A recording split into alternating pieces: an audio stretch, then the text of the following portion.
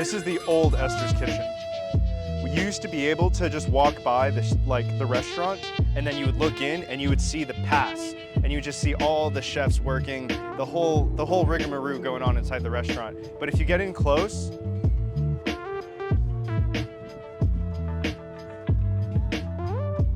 oh, it's covered, but this place is like a quarter the size of the place we were just at. And every day, even if it's 120 degrees, just like Chef James said, there'd be a line of people waiting to get in at 5 o'clock. We're in front of Esther's Kitchen in Las Vegas, one of my favorite restaurants.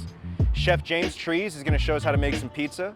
He's gonna show us how to make some pasta. He's gonna give us a tour and give us the origin story for this amazing restaurant. It's all good. Yeah. So you want to go for a little ride? Let's go for a little ride. Let's go. All right. Well, welcome to the bar. So the bar seats. Dreams do come true.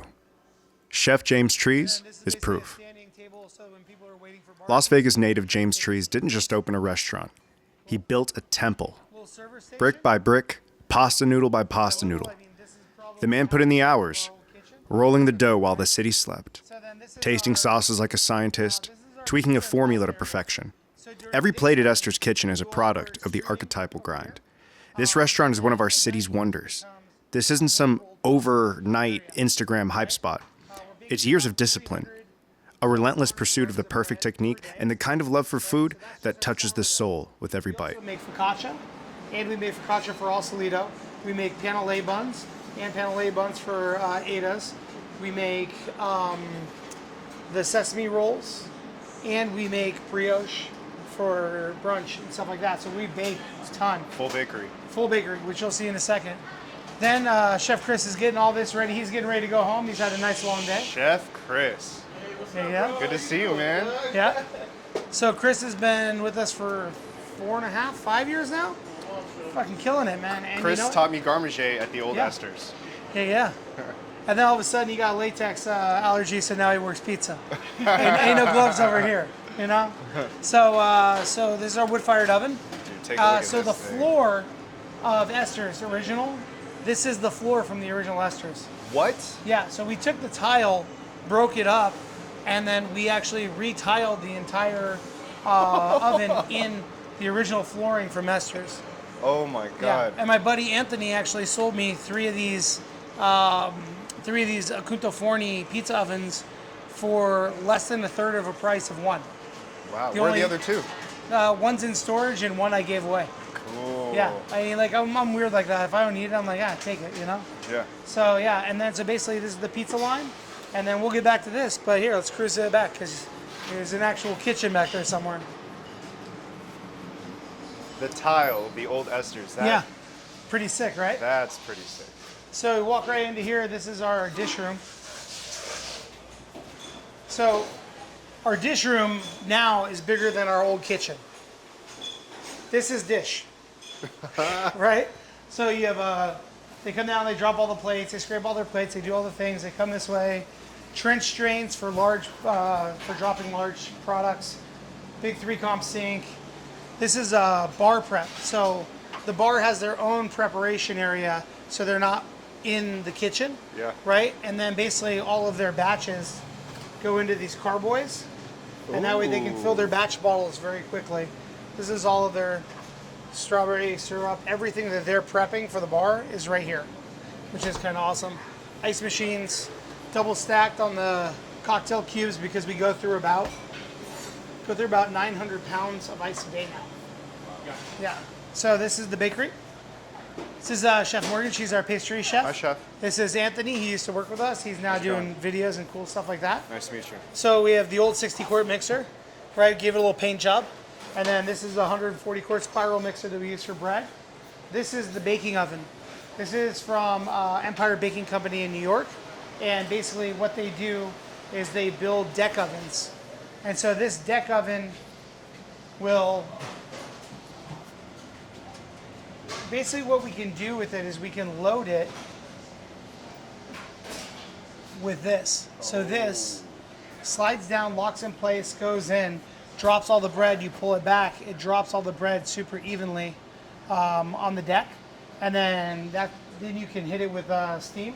Theoretically, We can show if you hit that, it'll shoot steam inside of it, and then that'll cause the big fucking, it basically encloses all the moisture in there, and then after 20 minutes we'll open the deck or vent the decks, and then it'll actually, you'll see all the moisture come out of there, right? And so then we just fish them out, put them on a rack, cool them down, put them on the rack out there, then they get prepped from there and they keep moving on. I think you remember our walk-in from Old Esther's was about this big, right? So this is our pizza dough. It's 3-day rotation. All of our extruded pastas, sourdough for tomorrow. This they're actually working on. These It smells so good in here. These are our lobster rolls. So we're doing these for a party at Allegiant, and basically what we found is if you put them like this, you can just cut them in between and you get perfect lobster rolls. They're 45 grams each, right? And so like this is like 1 day, 2 day, 3 days worth of pizza dough. Then over here, all of our stuff in the freezer. Keep it nice and tight, nothing crazy. Don't want to have a lot of stuff hanging around the freezer. Yeah. Right? There we go. Then we have a real walk-in now. So the real walk-in is actually 25 by 10. So this is Jordan. He's joined our team a few months ago. He's killing it. His wife got him a job. It's pretty badass. So yeah, so now we have like all of our cheese. This is like all of our raw products. And then basically all of our cooked product goes on this side. And then all of our proteins are all organized down here. So that way they're all organized properly. Making sure everything's as tight as possible. You know, keeping it clean, keeping it organized, keeping our head on the swivel here. You know? So you're from Vegas, chef, right? Born and raised. Born and raised. East side, you know? East side. Yeah. All the tools that we use, all of our machines. This is Chef Scott. Chef Scott just became sous chef with us. Congrats. Anthony used to be one of our cooks here, and now he's doing content. So it's awesome. Yeah. Gotcha. He's working. You know this guy? Oh, chef, get over here. This guy right here? Good to see you, chef. How are you? Good, man. He's a good guy. So Anthony's doing some content with us. So we're shooting. Chef's getting ready for dinner service. Yeah. Kicking ass, taking names, and then kicking more ass. So here's something cool. This guy. So one of the things you didn't see in the walk-in was station mise en place. So every single station has their own fridge. So this is Garmage's. This is everything that Garmage uses for the day. And then own reach-in. Every station has their own reach-in. So there's Garmage, it's pasta. So this is everything that pasta needs for their stuff. Everything that the grill or roast station needs is right here, right? And then like this, keep it all super tight, nice, organized. Makes life very easy for everybody. And then this is all dessert stuff, right? And then we come down, we have, so this is our prep area. And then at night, this becomes our banquet kitchen. So if we're doing large parties, we'll actually do them out of here, take pressure off of the line. Okay. So we could be doing an extra 70, we had a party of 70 the other night. So we're doing 14 of everything out of the back here. And that means they can handle service without having that giant push, right? Which is really, really helpful. So we have cut bread, stuff like this. This is dessert station. Slides down into Garmage. How's it going? Right? And then Butters is his own station now. Obviously you need it for Butters because bread service here is a whole thing, right? So then this becomes hot apps and sandwich during the daytime. They're breaking down, cleaning, getting ready to turn this whole restaurant over for dinner service. Watch out, you're in that. All right, good. We need to get these bleached and scrubbed, okay, chef? Yeah, chef. Yeah, and then you have, this will be pasta station at night. This will be roast station at night. Here, chef, make sure this kind of stuff ain't killing, just hanging out. Yes, chef. You fix that. Cool. And then, yeah. And then we'll come down here. So this is a hearth. So this hearth was custom built for us by NorCal Oven Works. They're one of like the only builders in America that can design, engineer, and NSF all their own product. Whoa. So everything here is custom. Like this is a wood fire plancha in the middle. So the problem with the wood fire grill is you can't pick up a whole dish because you always need stuff, sauces, saute pans. sides to go with those dishes. You can't pick that up by yourself, right? But now you can. So now you can just focus on proteins, have all your sides all ready. They do all the plating, everything for the dishes over there. Right there. Yeah, so it's like this becomes a pass, this becomes an area. This is the hot side pass, this is the cold side pass. And so this whole thing that we put a cutting board on is actually designed specifically to allow us to have maximum plating space, maximum prep space, everything. Rocky, make sure we're cleaning this up, okay, Bo? Yes, sir. It's looking a little rough. We'll make sure we clean out the side of this, please. Yeah. Make sure that we're cleaning this stuff, guys. Scrub it down, guys. Scrubby, scrubby, hot scrub, yeah? Cool. Is here, we'll come this way.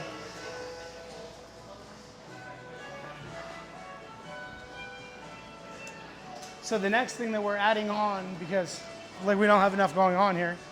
So upstairs is a cocktail bar. So that'll be starting in a couple weeks. But that up there is just its own single bar, 8 bar stools, and then about 25 seats. And we just play records up there and do cocktails.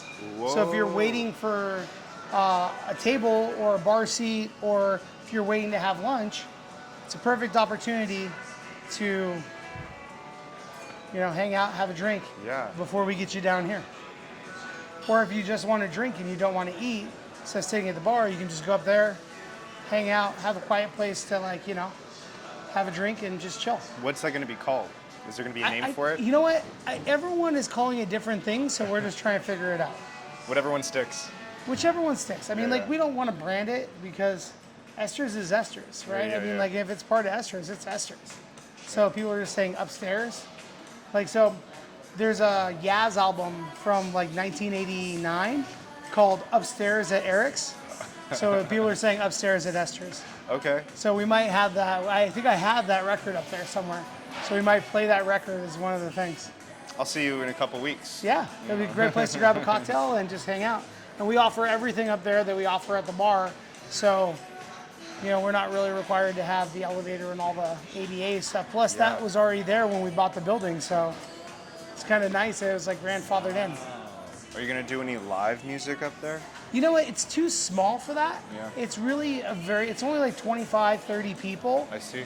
So it's going to be first come, first serve, or if people want to buy it out for events. But my goal really is not to commercialize it as much as it had just be an extra cool add-on to the restaurant. Yeah. Cool, huh? Yeah, absolutely. It's fun stuff. I mean, that's the space. I mean, haven't seen the old one and worked in it. This is breathtaking. It's a different game. It's a different game. Yeah. So my sister did all the design here. All the plants in the restaurant are alive. She chose all those things. She was able to figure out all the color schemes, all the different touch points. We're from Vegas, so breeze block is a big thing. So she found this mandalas and made them look like breeze block on the bottom. Yeah. It was her idea to cap the entire bar area with the butcher block. And now that becomes a place for people to put their bags and or extra drinks, and or if they're just hanging out here, they can use that as a drink rail. Yeah. Little things like that she came up with is really, really smart. She chose all the tin ceiling stuff that we put in here. I designed the bar based off of one of my friend's restaurants in LA called the Church Key. And so behind this bar, we have 3 Tobin Ellis cocktail cockpits. What is that? So, the same way we want a kitchen suite as a chef, these are basically a kitchen suite for a bartender. Okay. So they have all the refrigeration, all the ice, everything built into them. They don't have to leave. Well, that's the thing is it makes it so they don't have to leave where they're at to make multiple cocktails. So basically, what we do, because of this bartender will take care of these guys over here. This bartender will take care of these guys right here. And then the well bartender will take care of the entire restaurant. So it's like a nightclub. It's exactly like a nightclub, but except for way better. And these cockpits are each about $20,000 a piece. So it's one of those things where you make the investment and you get the result that you're looking for. They're super functional. They're super easy to work with. Perlick, the company, Stacy, the CEO, has been amazing to work with, so we're really lucky. You've spared no expense. I mean, like, build it once, build it right. Yeah. You know how I feel, like if the chefs and the bartenders or the people who work in a restaurant don't have the tools to be excellent, they should not be held to the standard of excellence. But if there's something they need and I don't provide it for them, then that's on me. Yeah. That's something is like, I was always told to figure it out, right? Oh, you figure it out. Whatever you're gonna do, figure it out. Figure it out. Like, basically go buy your own shit, go work off the clock, go do all this. I don't want anyone doing that stuff. I want this to be properly run restaurant with happy people who are working in it who want to be here. And if they, and like you said, when we find our people, they're our people. And when they're not, they just move on. Shit happens, It's all good. And that's like one of those places like where, we have this space and like it's ours. We're not leaving. We don't have to worry about the rent going up. We don't have to worry about outside forces anymore. Like we're kind of like masters of our own destiny now. It's pretty nice. Wow. Yeah. Cool, man, huh? Yeah. Dope stuff. Wow, thank you. You want to make some pizza? Let's make some pizza. Do you want an apron? I need an apron. All right, let's get you an apron.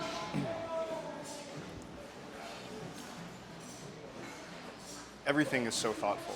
We did our best. Like when we were laying it out, it was really important to me that we didn't fuck it up. Miss V, how you doing, killer? Because it's so easy to fuck up a build by being cheap or like not knowing what you're gonna need. But the great thing about Esther's is we know what the concept is. And the only thing we did by adding the hearth is add like one more element to the kitchen, right? And like we could still theoretically do all the same dishes that we were doing, but now we have this added thing of being able to use this badass wood fire hearth. So this is actually our office right here. This is the Gatsby. Hey. So Gatsby does all of our events now. Hi, how are you? Dave is our GM. That's our director of ops, Keith.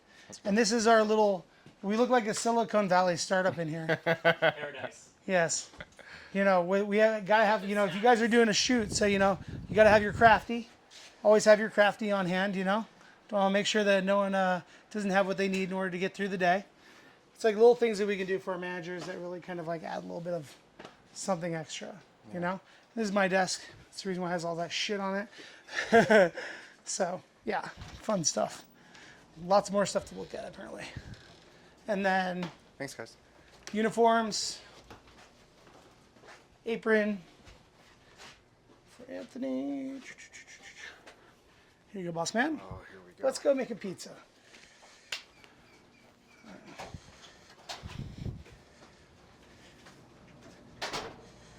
All right. I was thinking about this morning how many chefs have worked under you that are now that have their own restaurants within a couple miles of here. Well, I mean, like, so Justin Ford is a partner over at Yukon.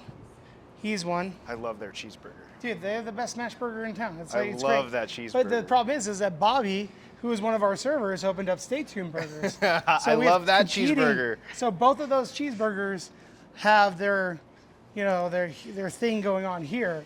Thank you, mate. And then, obviously, Aaron was a sous chef. He's now at Winnie and Ethel's. He owns Winnie and Ethel's. Right next to Yukon. Right next to Yukon, right? One of our original pasta cooks, Charlene. Was Alvarado. Yeah. I worked with her at the Raiders. She works at Mi Barrio. She's the chef at Mi Barrio. Oh, that's but right. she worked with us when we opened Esther's. She was a pasta original. cook, yeah. We called her Charmander. She could not light things on fire. Right? So, let's make some pizza. So, we've kind of like upped our game a little bit when it comes to this. Pizza dough went up by about 30 grams. And From the old Esther's. from the old recipe. Okay. Because what we found is with the wood fire, you just need a little bit more size, right? So now we have a stretching table. So the dough, 3-day proof. 3-day dough. 3-day dough, super easy to stretch. So what you do is you basically start it off in there in the semolina or the semola, and you push the gas to the edge, forming the corcione. When we were using the deli cups, they started us off at 4 inches. These are 6 inches wide. So now, when we do our first push, we're already at 6, 7 inches. Super easy, right? So that's a really huge change for us. It doesn't seem like a lot, but basically it got our stretch down to about 15, 20 seconds per pizza, where before our stretch was about a minute. And when you're dealing with higher volume, anything you can do to go faster without sacrificing quality is a beautiful thing. So that's the reason why that's such a big kind of game-changing thing. Most people would say, well, 30 seconds. But 30 seconds times 100 pizzas, That's up. 30 minutes, Yeah. right? That's 30 more minutes of production we're able to get out of somebody.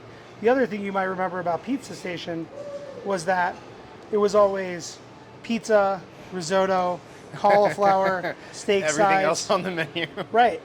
Here, these guys are able to really just focus on the pizza, right? And that's a huge part of allowing us to be more successful, is making sure that we have the tools to really take it to the next level. So the trick with the wood fire pizza is a little different than our old dough. Obviously, we changed the formula up a little bit, because what we want to do is we want to make what's like basically like a Neapolitan pizza, kind of the style of a Neapolitan pizza with a lot more crunch, right? So this is our regular pizza sauce. You remember this one? It's really just Crispianco tomatoes, right? And it's just Crispianco tomatoes, fucking from the Central California. And I always said that, you know, for me, an important part of pizza sauce was the fact that in a margarita is that it has pieces of tomatoes in it, because the tomatoes are one of the toppings for a margarita. So then we have this is the mozzarella that we found that we really like. It's not low moisture and it's not fresh. It's a combination of both. So it has about 22% moisture, where your normal cheese for a margarita would have about 70%, and your dry brick cheese has about 13%. So this really allows us to make a pizza that is entirely our own. Yo, Chris, do me a favor. Can we get a hand blender and hand blend the sauce just a little tiny bit? Take some of the chunk out of it. It's still just a little too chunky. All right. Cool. We're gonna grab some. Go down here, grab some basil. Because the trick is, obviously, when you're using herbs, you always want to use herbs twice. You want to use herbs on the cook and then on the finish, because when you cook herbs, they taste so much different than when they're raw. But with a margarita, basil is the other topping for the pizza, right? So if basil is the other topping, we just want to make sure that the basil is well represented in the pizza, and then we'll use this for finishing. Is that something you were taught or found out? Did you discover that? This is something that is kind of like a personal belief. It's like, pizzas are a very personal thing where, sorry, chef. All good, man. So we tighten this up just a little bit. Should be fine. Right, so basically, a pizza is a very personal expression of the chef's kind of vision. Like, what you want to do is you want to make sure that, A, you're not doing what everyone else is doing. At the same time, you need to kind of own the tradition of pizza making, right? Because doing something completely new is ridiculous. Everything's already been done, right? Yeah. What you're doing is basically always copying someone else. Even if you think you're being original, and in fact, probably the more you think you're being original in cooking, the farther away from real originality do you actually get. So now that you get to this point, now you can take that dough pull it to the proper size that you want the pizza. For this size pizza, what I like to do is have it just slightly hanging off the edge here. So that gives us the right mix of cheese, sauce, and basil, right? So now we'll go into the oven.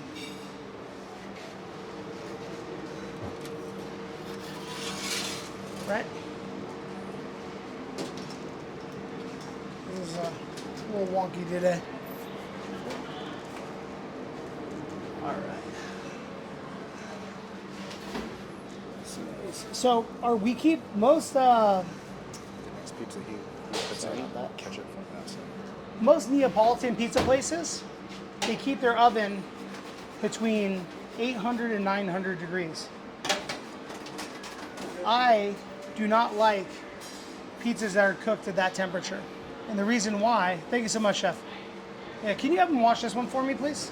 Thank you so much, brother. You're the best. Right, so basically, what you're always kind of hoping for us, is about 725 degrees.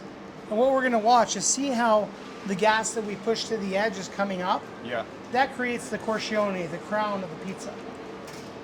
If your pizza oven is too hot, you get an immediately high puff, but then what happens is you don't have time to cook the bottom of the pizza or create any kind of crunch. So when you go to Italy, you get soggy pizza. Naples has the worst pizza to me in the entire world. It is literally not the pizza I want to be eating, right? So, Some good framework.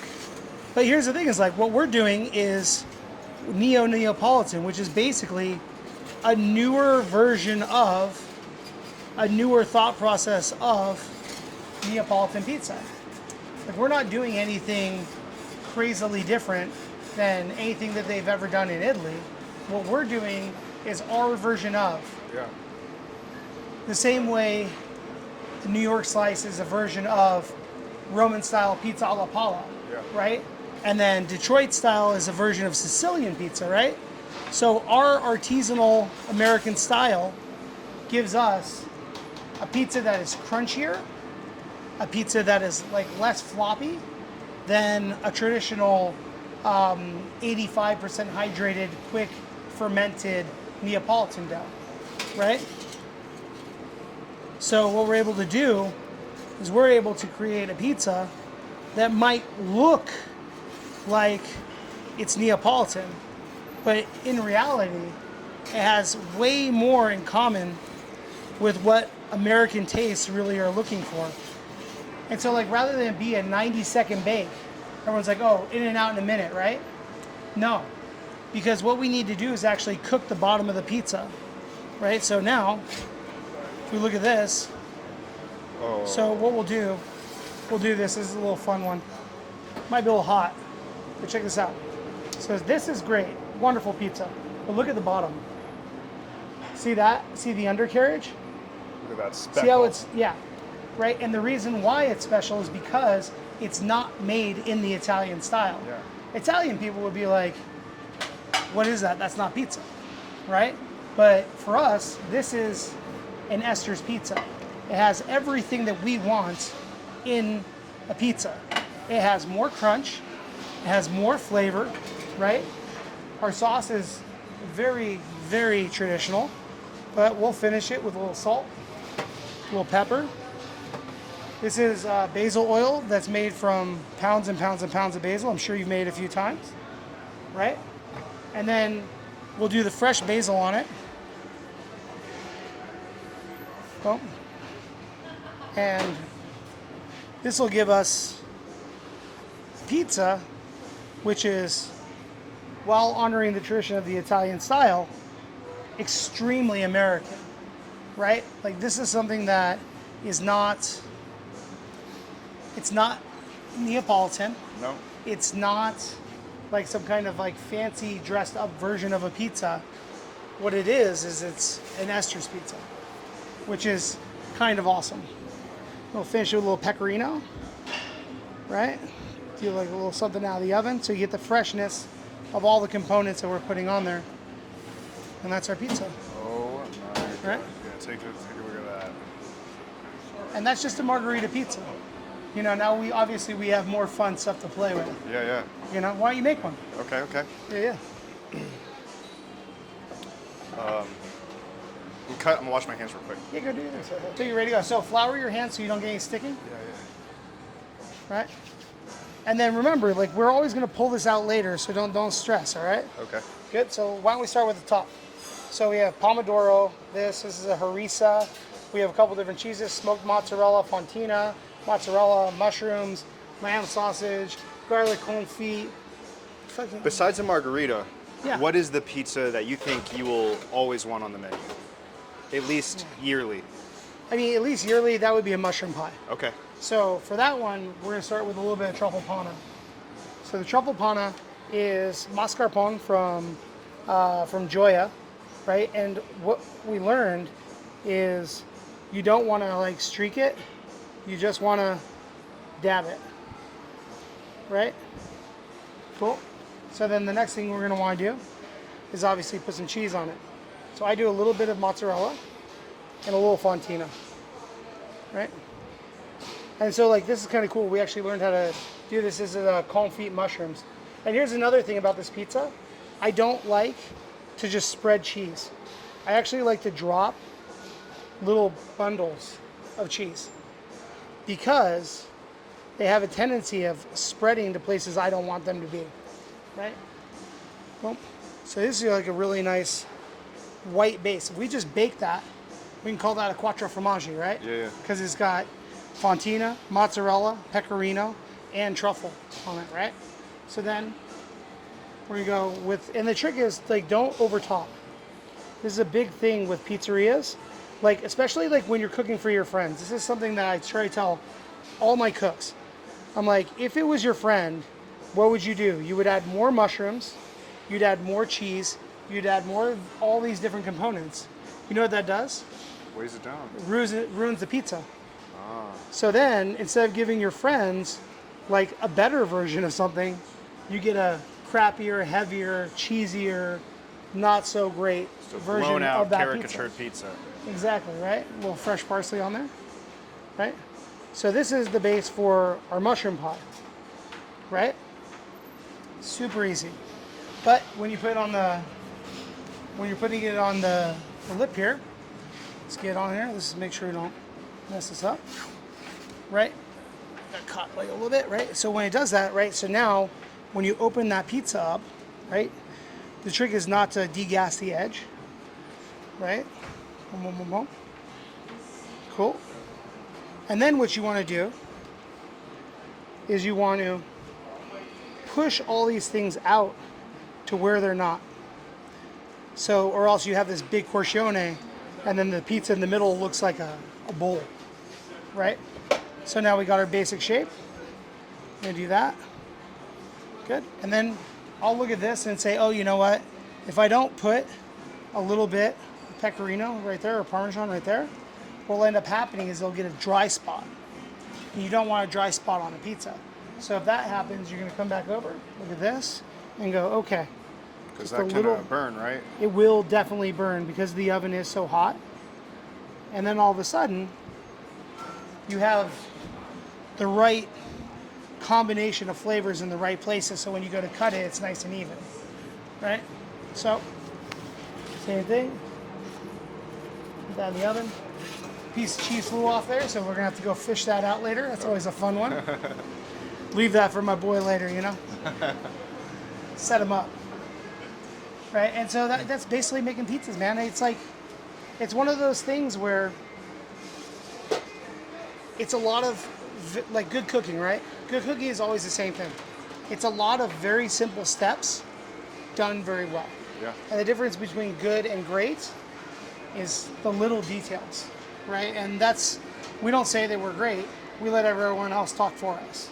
That's the reason why you don't have a lot of stuff of me on camera saying that about things that we do, you know? Yeah. It's because I feel like our food, in general, our restaurant, we speak for ourselves. You know, we don't listen to anyone else. We don't let anyone else make decisions for us. We're kind of our own thing, Yeah. which I think is kind of nice. You're You know? free. There's no food and beverage a director who's going to come in and tell us to change something that we can't change, right? Like, Yeah. I'll tell that person, fuck off, Yeah. right? So how hot is your oven, chef? So we run this oven around 725 degrees. Okay. So like if it goes over that, We got the what ends laser up- gun. So you get out the laser, right? So see, 720, 720. 725 right there. That's where you want to be. How many pizzas are you putting in there when you're fully seated? We can do about 6 at a time out of this oven. Okay. And that's like one full deck of the old place. Yeah. Except for they bake in twice in half the time. Yeah. So it actually helps out a lot for us, right? So the trick is you pick the pizza up and then you use the edge to turn it, right? You don't ever grab it all the way to the middle, because when you do that, a lot of times you'll cut through the pizza and create a hole. Yeah. When you create a hole in your pizza in a wood-fired oven, you hear the sizzle, but then when you pull it out, this is dirty, that's dirty, everything has to be cleaned, and it really slows down your process, Yeah. which is definitely not what you want, right? So, right, we're going a little bit longer. I see, like right here, now check this out. Right here, we have something that you'll get on a wood-fired pizza, which is a bubble. So we just tap that down. Nothing wrong with going in, just tapping that down, nice and easy, right? And then what I do, this is a little trick that we use, I use the door of the oven to finish the pizza.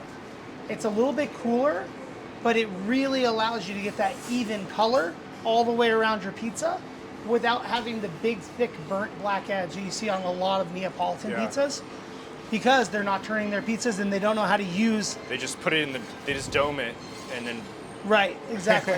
Well, I mean, if you want to fry the top of your pizza, because your oven's a little bit cooler, Yeah. you literally just boom and lift it up to the top, where that fire comes over the top, and that will just char your pizza on the toppings. But if you top it properly, you don't really want that. Yeah. So, coming out right here. One more. Put that right there. And then the way we finish this one is with a little bit of chives, right? Because onion flavor always a good thing. Always, if we use parsley in the beginning, we want to use parsley at the end, right? Boom, boom, boom, boom, right? Then a little bit of saba, which is like fancy balsamic, but not really. Black pepper. A little bit of nice Maldon salt. And then we're going to shave a little bit of ricotta salata. Ricotta salata is ricotta that's been salted and then hung for 60 days. And that means it dehydrates into a pressed cheese. So that is our mushroom pie. Doesn't suck, right? That's one of my favorite pizzas. There you go, mate. So, a little pizza action. Cool. You want to make some pasta? Yeah. Let's do it. Yeah. Let's do the Cool. carbonara. Ronnie, she makes, so during dinner service, like I said, we extrude during the daytime. We're going to use rigatoni for the carbonara. But at nighttime, right now she's doing the gnocco fritto, which actually are like little dough puffs that we fill with Parmesan espuma. Sorry, big dog, go ahead. Sorry, guys. All right, it's all good. Chris, have a great day, man. And then basically we'll fry them and we'll wrap them in speck. Badass. Yeah, which is smoked prosciutto from the Alto Adige. And then the other thing she'll do, she gets her doughs out because she hand rolls all the tagliatelle, all the tagarine, makes all the agnolottis and all the tortellinis. And basically what she does is she just does them in rounds throughout the night, so they never get refrigerated. They're made, put on the line, cooked. You're the pasta machine. Yeah. She is the pasta machine. Ronnie, aka the pasta machine queen. Wow. The pasta queen machine. Yeah, so that's a whole different way of looking at pasta. Because you remember we used to have to make it and freeze it. And then what would happen is we had to change our doughs because the pasta had to be cooked at the size the inside was full, right? Yeah. Now our pastas are in the water 35, 40 seconds. So It's actually, as fresh as it gets. it's faster. No cold agnolottis coming back. Whoa. Yeah. Let's cruise over here. Let's make some. Let's make a carbonara. Science. We always got the stuff to make carbonara. That's easy.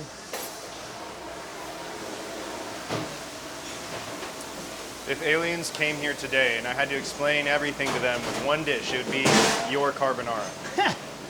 Well, my carbonara is not even really my carbonara. So, Cam, how you doing, big dog? It's We're gonna make a carbonara up here. Chef, fucking sexy ass Pedro. We're good. It's starting to look like a real restaurant again. Watch out. going. All right. So, pasta carbonara is a Roman dish. And Romans are known for using certain products. Certain products they use, certain products they don't use. I want to make sure I have everything before I start. Yeah. I want to make sure that I don't see any egg yolks up here, which is probably important to making carbonara. Very good. Kill this dirty water. Yeah. Good. Hold on. Cool. A little rigatoni. Great. And that's the thing is like, because we're using so much pasta, our pastas are basically, you know, in New York and in Italy, when they do bronze die extruded pastas, they actually have to dry them for days. Because it's so dry here in Las Vegas, we don't ever have to do that. Which is kind of awesome and at the same time a little crazy. Yeah. Let me go get some egg yolks so I can do this properly. Yeah. Hey guys, do you have any egg yolks? Yeah, egg yolks.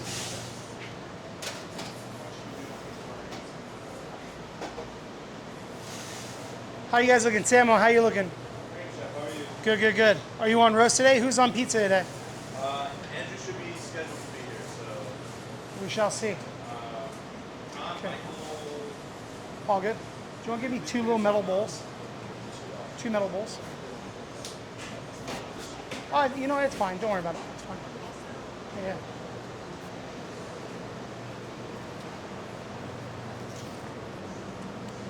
All right. Do this is because we use pasteurized egg yolks. Because carbonara has to use a ton of egg yolks, and if you cook egg yolks past 160 degrees, they scramble. And there's no way around that. So the only way of doing it safely in this country, per the health department, is to use pasteurized egg yolks. So here, we'll make a, now we can do this. Good. Good, good, good. We need some pecorino and Parmesan cheese right here. Pecorino, Parmesan. So we'll just, so there's actually a magic ratio that we use, which is 70-30. Use 70% pecorino and 30% of Parmesan. And the reason why you do that is because, so here, we'll run down all the ingredients real quick. So, black pepper. So, you have guanciale, which is rendered out pig cheek, and we're going to use a little bit of fat in the base. Then you have black pepper, egg yolks, pecorino parmesan, and freshly extruded rigatoni. The only other addition that we make that is not traditional is we'll use a little bit of snap pea. And they will use peas in Italy, but only during pea season. For us, we always have these available to us, so we found that it's a good compromise to be able to make the dish. Right? So, away we go. Boom, boom. First thing we have to do is cook pasta. This pasta is going to take about 3 to 4 minutes in the water, right? So, we're going to drop that first. The next thing we're going to do is we're going to start with this. We're going to toast some black pepper in a dry pan. You need about a tablespoon. And what we do is we grind it and sift the pepper. So that way it's always the same size. When you start to see that it starts to smoke around the edges, right? you'll be able to smell it a little bit. You have to stop it before you burn the pepper. So in order to stop that, what we're going to do is we're going to hit it with a little bit of guanciale fat, and then we're going to hit it with a little bit of pasta water. Right? So you see how it's starting to smoke around the edges? You hit it with a little bit of guanciale fat. You can hear that sizzle. And then I always like to use the basket that I'm cooking out of, and a little bit of pasta water. Right? At this point, we go off script because one of the things that Italians will not do is add butter or cream to their pastas. A little nub of butter right now makes everything easier later on in this whole entire dish. So it's important to have that added because it's the combination of fat and water that creates an emulsion. And the rule in the kitchen is start with an emulsion, end with an emulsion, right? So now it's been about 3 minutes. We'll check our pasta. Needs about another 30 seconds. Well, if you notice right here, what does that look like? It looks like the base to a cacio e pepe, right? Yeah. So if we added pecorino to that and a little white wine, it's gricia. If we take out the guanciale fat and add pecorino to it, it's cacio e pepe. If we add egg yolks and guanciale, it's carbonara. So we got ourselves a mother sauce here. It's literally, but that's the thing, is like there's no mother sauce as much as like the mother sauce is fat and pasta water. So now we're going to shake out our rigatoni. And then the trick that I use to make sure that I don't scramble the eggs is I toss and coat the pasta, which means it's interacting with the starch. But the real reason why you toss a pasta is to cool the pan down. If you're doing it for any other reason, you're just jerking yourself off. So we're going to add about 2 egg yolks worth of eggs there. And then we're going to go in with about 70% of our pecorino and a little bit of Parmesan, right?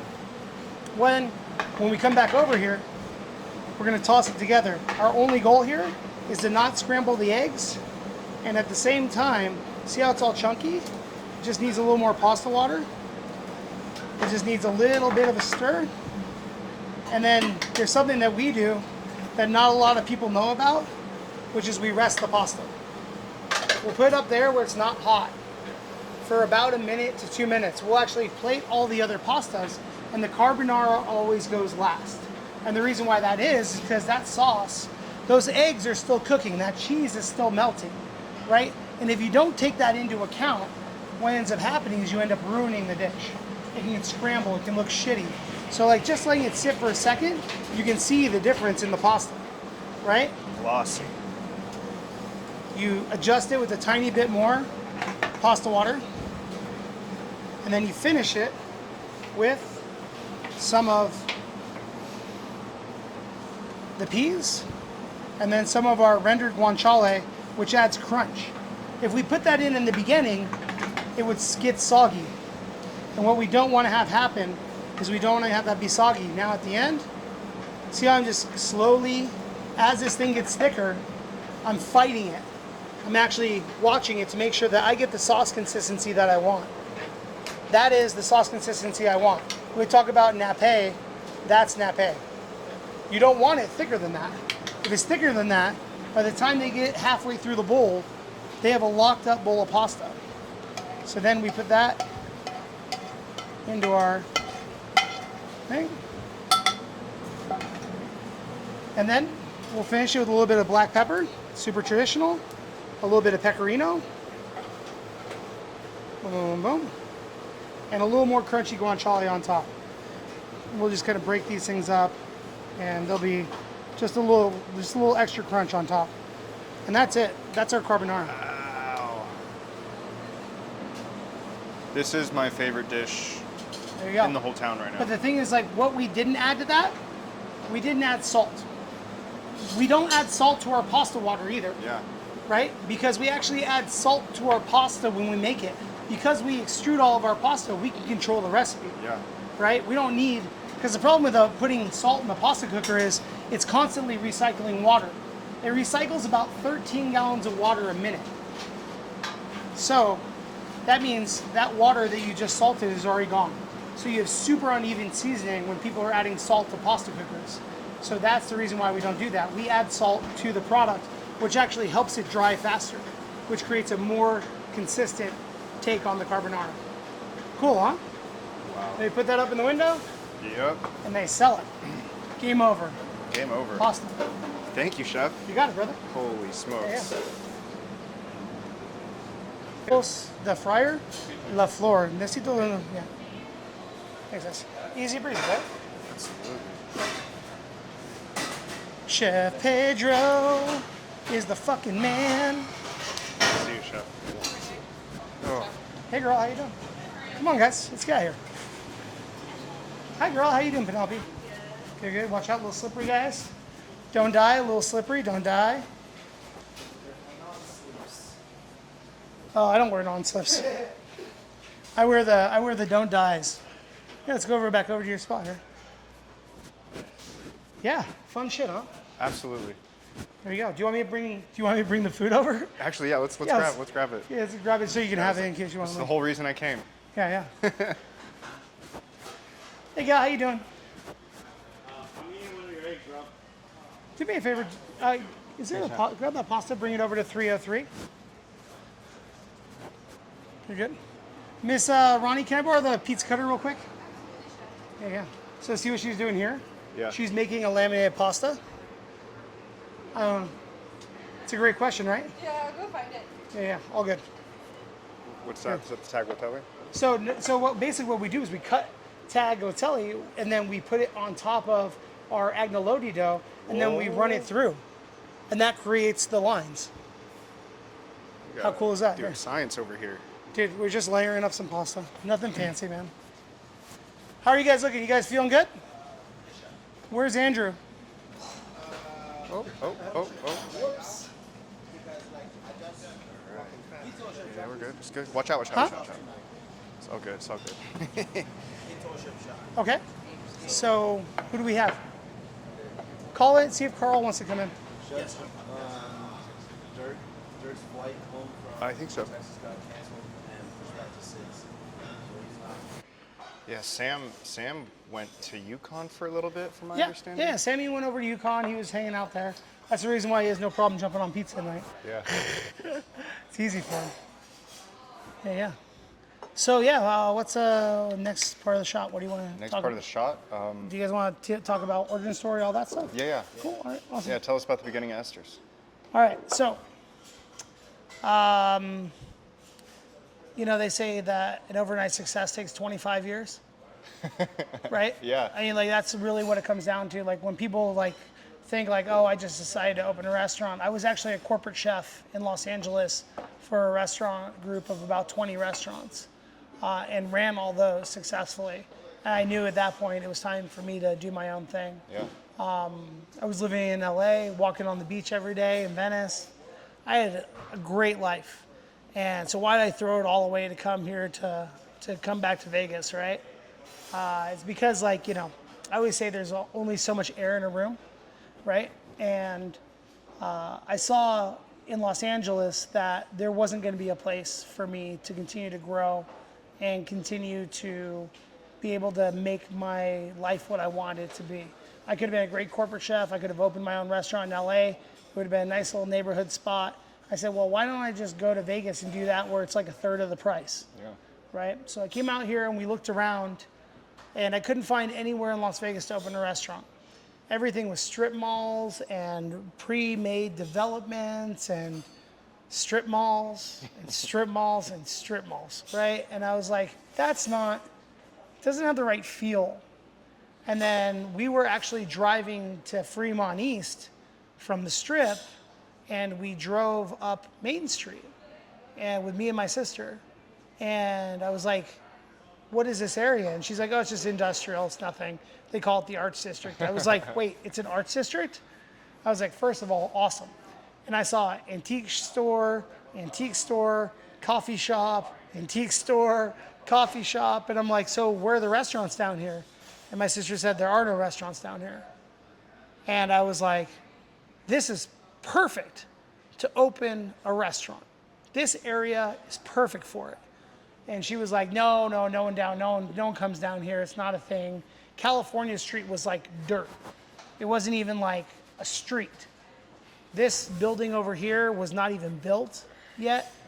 And all of these places were boarded up and dilapidated, except for Casa Don Juan, which had a line out the door and down the street every day for lunch. And I was like, okay, so there's a lunch crowd. Who's the lunch crowd? So I did a little bit of research and I found out that two of the best neighborhoods in Las Vegas are adjacent to this area. You have Scotch 80s and McNeil, which are kind of like side by side over here, which have some of the highest gross incomes in the city. And then you have all the cool people who live in the Huntridge area and that neighborhood right over there. So I was like, it's surrounded by great neighborhoods, but no one's made the bridge yet, you know? And then you have City Hall down here, which is full of lawyers, right? And so like for me, I'm seeing all this, like looking at a recipe and seeing that it all adds up to be, oh man, this is gonna make a great soup, right? Nothing was missing except for the restaurant component of it. And if that place over there is killing it and has a line down the block and they've been serving the same Mexican food for 25 years, why wouldn't we be able to be successful, right? So I started looking around. Every place on it had a for lease sign. And so I called a few different people and I met with a few different landlords and I got a lease in front of me and I signed it. I had enough money to pay the deposits, but not enough money to do the build out. My Aunt Esther, who is the matriarch of my family, left me enough money to where I thought I would have an opportunity to start the process. And then you find out that like a liquor license is $25,000. You find out that just underground plumbing is $90,000. And all of a sudden you're like, oh, well, that was all my money, right? So, but by the time I figured that out, I was broke. I was looking for an SBA loan, looking for partnerships, looking for anything that I could do in order to keep this going because I had signed this lease. And at some point I just decided that there were so many roadblocks in front of me that there was no way I was gonna stop. And if you want to be successful, they make it impossible to get started. But once they make it impossible to get started and you get past that, it's impossible to make you stop, right? Like once you start, you can't stop. And that's one of those things is we were able to do is we were able to get in here.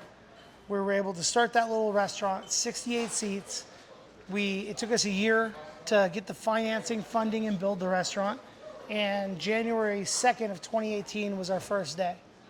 You know, like when we got our money from the SBA, we paid off our equipment loan, right, that we already had. We installed all the equipment, had the gas turned on, and 3 days later we opened the restaurant. And we opened the restaurant with $5,000 left in the bank. And that is 100% a recipe for failure. Like 99.9% of the times when someone does that, that restaurant's gone in 3 months. Unless you get really, really lucky. And at the end of the day, you can talk about skill, you can talk about providence, you can talk about places I've worked at, you can talk about a lot of different things. But if it wasn't for the community support of Las Vegas, there would be absolutely no Esther's anywhere. And that's one of the things I decided. I was like, first thing I gotta do is I gotta put 100 grand in the bank. And we put 100 grand in the bank. Then we put 200. Then we paid off the debt. We paid off our loan. We paid off our loan in 9 months. Whoa. That's, because I mean, like, I was like literally taking enough money to pay for gas to get to the restaurant and the rent on my apartment. And that was it. Like I didn't have cable television. I didn't have anything like that because there was no need for it. I lived here. So here we are 6.5 years later in this new beautiful building that we own. And there's no, at every turn this story goes bad. Something happens, you break something, something goes off. That's what always happens. We've been so lucky since the beginning that there's absolutely no reason for us to stop because we're playing with house money. We're like, it's like Vegas, you want to gamble? I don't gamble, I don't play cards, I don't do stuff like that. You'll never see me at a penny slot. I gamble every day when we turn the lights on in this restaurant. That's it. That's the story. And I'm sticking to it. Exactly. But that's the thing, is like that's what I had to do to get the opportunity to fail. To get the opportunity to fail, I had to work 20 fucking years. Well, you get to the point where you just know it's going to happen. No, you don't. No, I mean, like, you have to understand, before we opened the restaurant, I was having 3-day-long panic attacks. It's the truth, man. Like, it gets ugly. It gets ugly there for a while. But on the other side of it, Fair. yeah. Feels good. We got lucky.